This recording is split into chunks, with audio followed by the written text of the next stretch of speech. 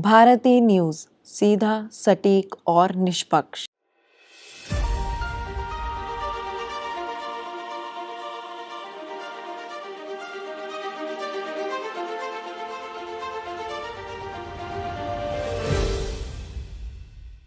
एक नाम जो हर दिन सुर्खियों में छाया रहता है, एक नाम जो अंडरवर्ल्ड और बॉलीवुड दोनों के बीच डर का दूसरा नाम बन गया है। इस कुख्यात गैंगस्टर ने न केवल सिद्धू मूसेवाला और बाबा सिद्दीकी की हत्या की साजिश रची, बल्कि सलमान खान जैसे सुपरस्टार को भी अपने हिट लिस्ट में शामिल कर लिया है। जी हाँ, लॉरेंस बिश्नोई जो जेल में बैठकर भी अपने गैंग का संचालन करता है, अपने शूटरों को देश भर में फैला चुका है। बाबा सिद्दीकी की हत्या हो या फिर सलमान खान के घर पर हमला, बिश्नोई का गैंग लगातार सुर्खियों में है। क्या वह मुंबई के अंडरवर्ल्ड में दाऊद इब्राहिम की तरह नया डॉन बनने जा रहा है? क्या लगता है आपको? या फिर पुलिस का शिकंजा उसे रोकने में कामयाब होगा? इस कहानी का सच उतना ही डरावना है जितना इसकी शुरुआत। सलमान खान की जान पर मंडरा रहा खतरा, बाबा सिद्दीकी की हत्या और लॉरेंस बिश्नोई के खौफनाक इरादे। मुंबई के अंडरवर्ल्ड का ये नया चेहरा देश भर में दहशत फैला चुका है। क्या लॉरेंस बिश्नोई दाऊद इब्राहिम की जगह लेने वाला अगला डॉन है?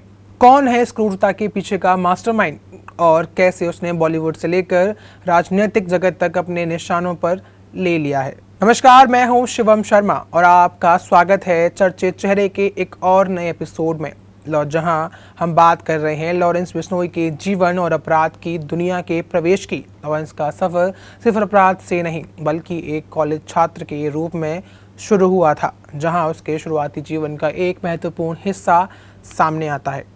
लॉरेंस बिश्नोई का जन्म पंजाब के फाजिल्का जिले में हुआ था और उसकी शिक्षा चंडीगढ़ के डेवी कॉलेज से हुई थी। कॉलेज के दौरान ही उसका जुड़ाव स्थानीय राजनीतिक और छात्र संगठनों से हो गया। यहाँ से उसकी दुनिया बदलने लगी, क्योंकि राजनीति की इस लड़ाई में लॉरेंस ने धीरे धीरे आपराधिक गतिविधियों में कदम रखना शुरू कर दिया था। उसका नाम धीरे धीरे छोटे मोटे झगड़ों और फिर बड़े गैंग वॉर्स में जुड़ने लगा और इस तरह वे अपराध की दुनिया में एक जाना माना नाम बन गया। लॉरेंस बिश्नोई के नाम के साथ सबसे ताज़ा और चौंकाने वाला मामला है बाबा सिद्दीकी की हत्या की साजिश। बाबा सिद्दीकी जो मुंबई की राजनीति और अंडरवर्ल्ड के बीच गहरी कड़ियों से जुड़े थे, बिश्नोई के टारगेट पर थे। सिद्दीकी पर इस साजिश का मकसद था मुंबई के अंडरवर्ल्ड में सत्ता स्थापित करना और सिद्दीकी की पकड़ को तोड़ना।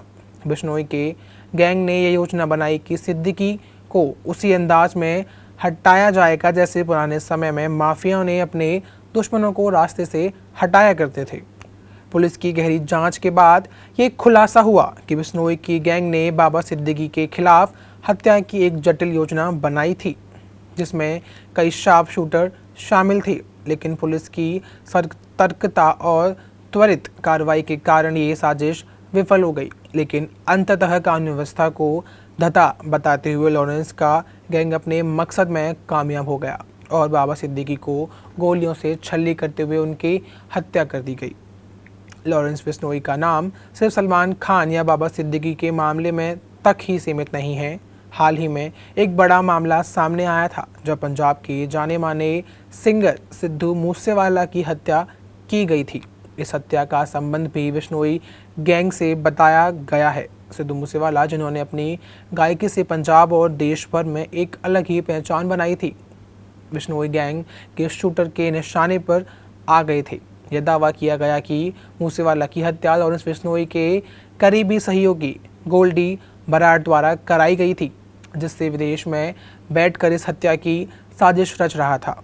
मूसेवाला की हत्या ने पूरे पंजाब और बॉलीवुड को हिलाकर रख दिया और इसने बिश्नोई गैंग की ताकत को एक बार फिर उजागर किया। लॉरेंस बिश्नोई का आपराधिक सफर सिद्धू मूसेवाला की हत्या तक ही सीमित नहीं रहा। चंडीगढ़ की छात्र राजनीति से लेकर अंडरवर्ल्ड तक का उसका सफर बेहद चौंकाने वाला रहा।